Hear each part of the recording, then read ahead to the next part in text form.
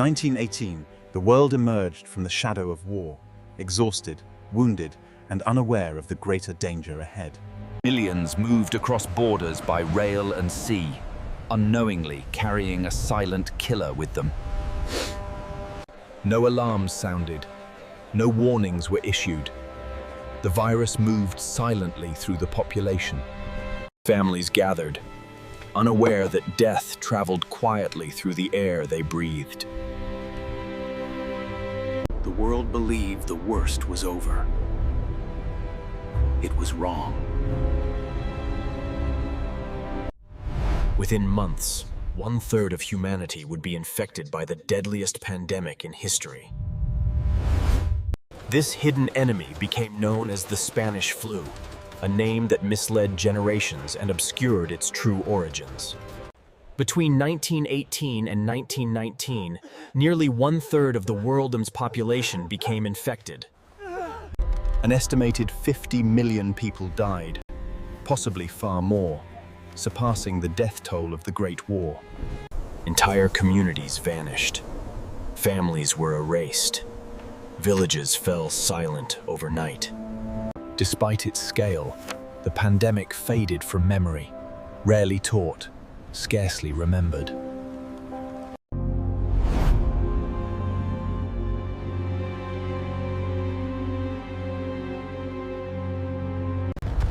In the early months of 1918, the world was exhausted, yet still locked in the grip of war.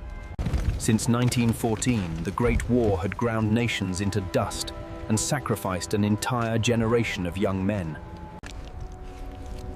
On the Western Front, soldiers lived in frozen trenches filled with mud, rats, and decay.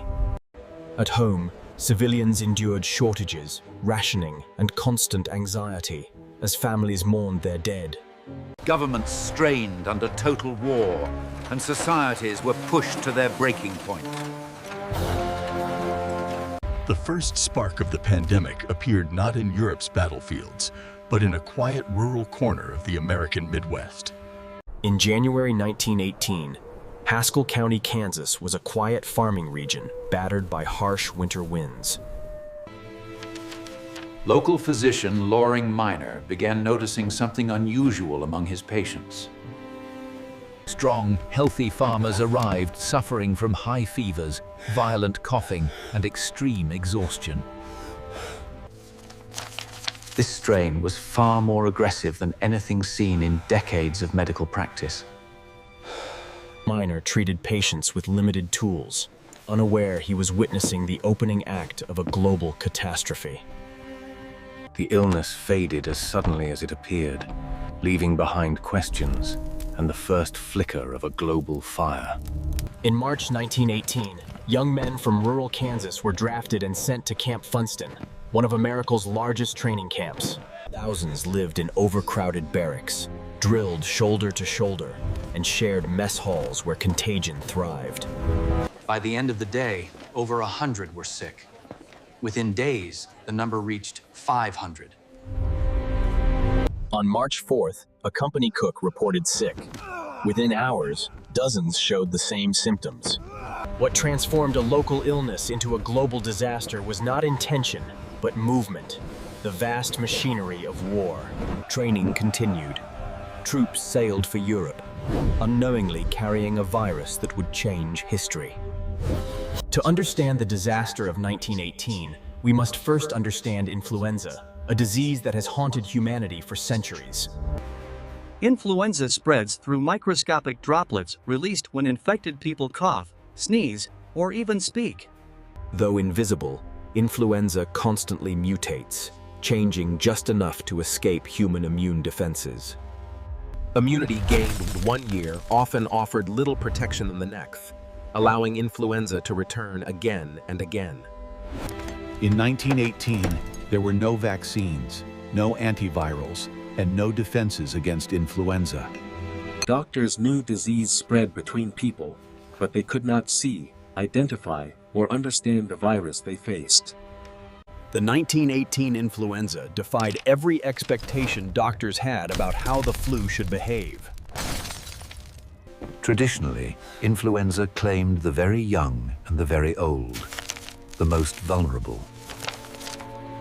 Instead, the virus struck young adults in their prime, killing them with terrifying speed. Physicians watched strong soldiers die while older patients sometimes survived. The virus triggered a cytokine storm, causing the immune system to attack the body itself. Ironically, the stronger the immune system, the deadlier the response, leaving a lasting demographic scar. By April 1918, American troops arrived in France by the tens of thousands, bringing new energy to a war-weary front. At ports like Brest and Saint-Nazaire, American soldiers joined vast military camps across France. The camps were perfect breeding grounds for disease, packed with men sharing air, beds, and equipment. The influenza virus respected neither uniforms nor national loyalties. As military hospitals filled, Europe's civilian population remained largely unaware of the unfolding disaster. The public's ignorance was no accident. It was the result of strict wartime censorship. Governments suppressed reports of illness, fearing damage to morale and military strength. The virus spread along supply lines and trenches, infecting British, French, and German forces alike. While soldiers fell ill by the thousands, the public was reassured that everything was under control. Hospitals struggled behind closed doors, unseen and unspoken. Only Spain, neutral in the war, reported freely on the spreading illness. Because Spain spoke openly while others stayed silent, the world began calling it the Spanish flu. Spain was unfairly blamed for a catastrophe it neither caused nor controlled. Misinformation and political priorities shaped public perception as much as the virus shaped death. By the summer of 1918, the first wave appeared to fade, convincing many the danger had passed. In truth, the virus had not disappeared. It was evolving, growing deadlier. The world believed the danger had passed. In reality, the deadliest wave was yet to come. During the summer of 1918, the influenza virus mutated into a form far deadlier than before. No one knew where the mutation occurred, perhaps in a camp, a hospital, or within a single human body. By late August, alarming reports emerged almost simultaneously from 3 distant locations.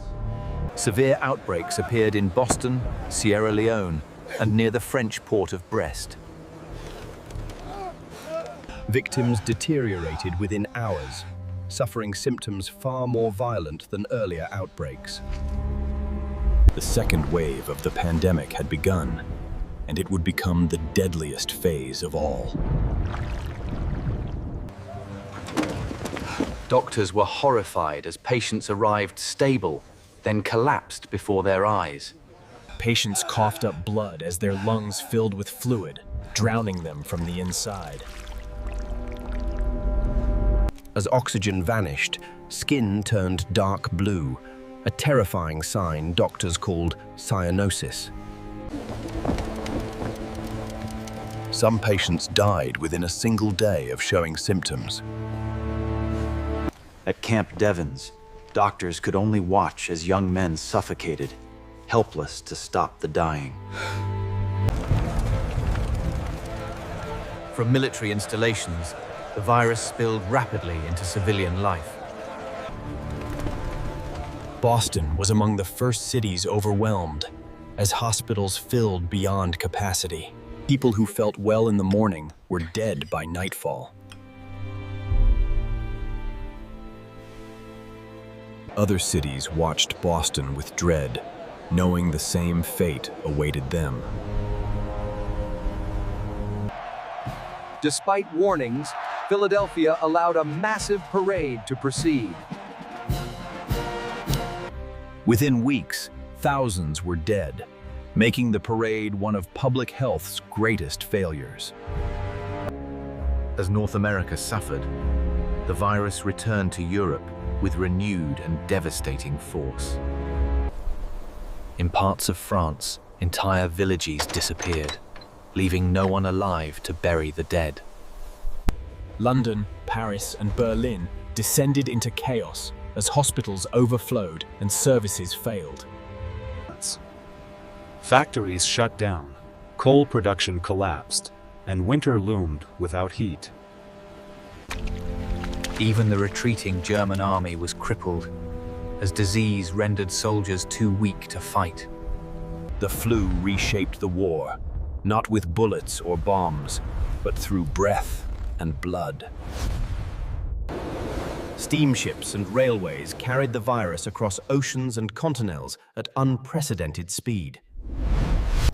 In India, weakened by poverty and malnutrition, millions died as the flu swept the land.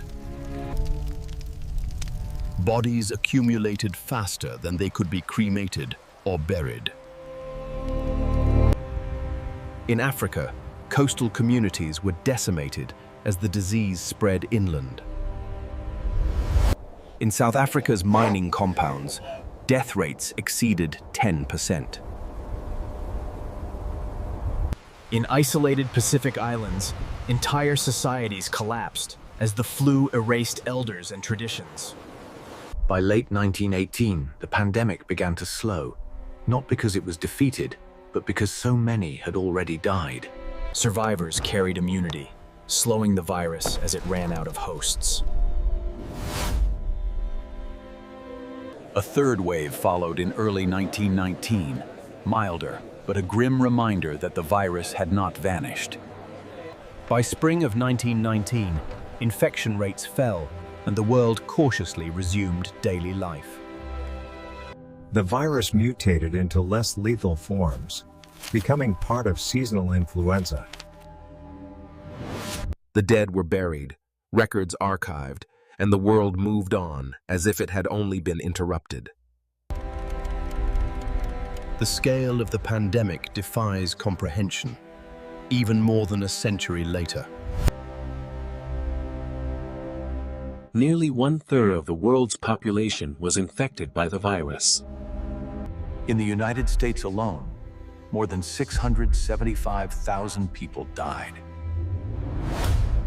India lost tens of millions, while Europe and indigenous communities suffered devastating losses.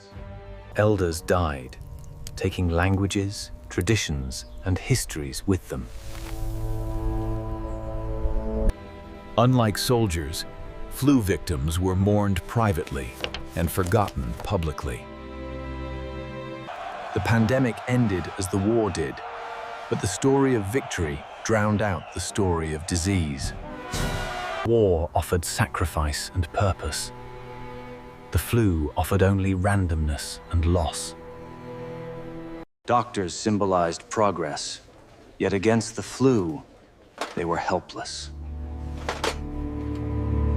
The pandemic shattered the belief that modern science had mastered nature.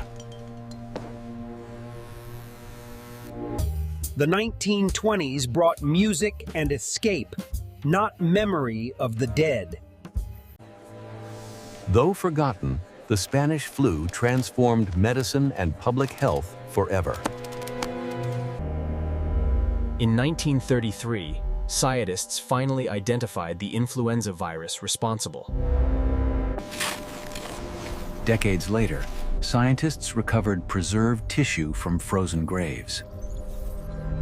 The virus was identified as H1N1, having jumped directly from birds to humans. The lessons of 1918 shaped responses to later pandemics, from SARS to COVID-19. Pandemics exploit inequality, and those without power always pay the highest price. The COVID-19 pandemic proved that progress does not eliminate vulnerability. A century later, the echoes of 1918 feel uncomfortably familiar. The Spanish flu was not just tragedy. It was a warning. Remembering is not nostalgia. It is responsibility. Another pandemic will come. The only question is whether we will remember in time.